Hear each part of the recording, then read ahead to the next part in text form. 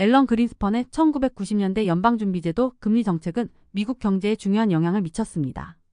당시의 금리 인상과 금리 인하는 미국 경제의 성장과 안정에 큰 기여를 했고, 특히 1990년대의 경제 호황을 뒷받침했습니다. 그린스펀의 주요 금리 정책과 그로 인한 경제 상황을 자세히 설명드리겠습니다. 첫 번째, 1994년의 금리 인상. 그린스펀은 1994년에 본격적인 금리 인상 사이클을 시작했습니다.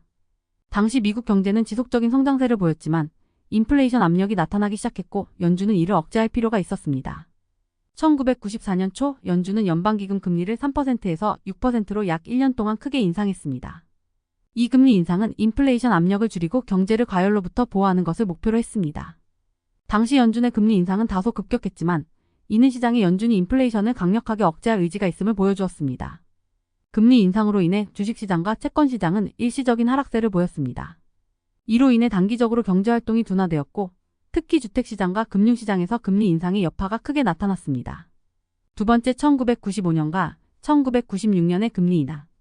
1995년 초에 그린스펀은 연준이 정책을 전환할 때가 되었음을 인식하고 금리 인하를 시작했습니다.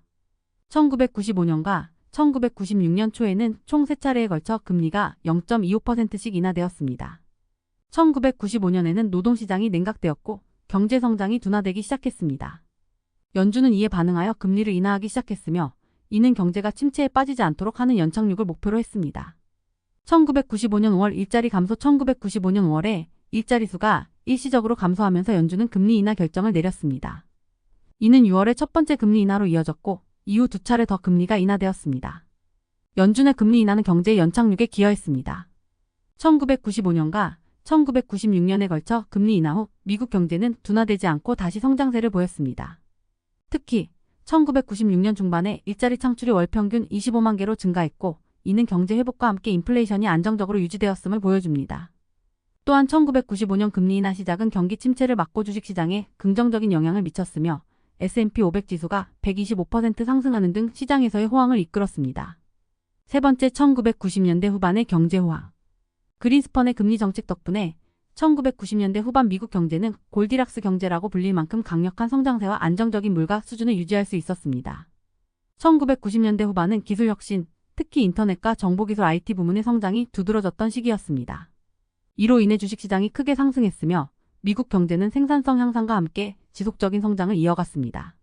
그린스펀의 정책은 경제를 과열시키지 않으면서도 강력한 성장과 낮은 실업률을 유지하는 데 성공했습니다.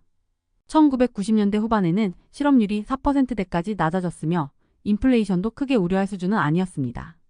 기준금리. 1995년과 1996년의 금리 인하 후 연준은 1997년과 1998년에 걸쳐 금리를 안정적으로 유지했습니다. 이는 경제 성장과 물가 안정의 균형을 맞추는 데 기여했습니다. 마지막 요약입니다. 앨런 그린스펀의 1990년대 금리 정책은 경제의 연착륙을 성공적으로 이끌었고 그 결과 1990년대 후반의 경제 호황을 이끌었습니다. 1994년의 공격적인 금리 인상으로 인플레이션 압력을 억제한 후 1995년과 1996년에는 금리 인하로 경제를 다시 성장 궤도에 올려놓았습니다.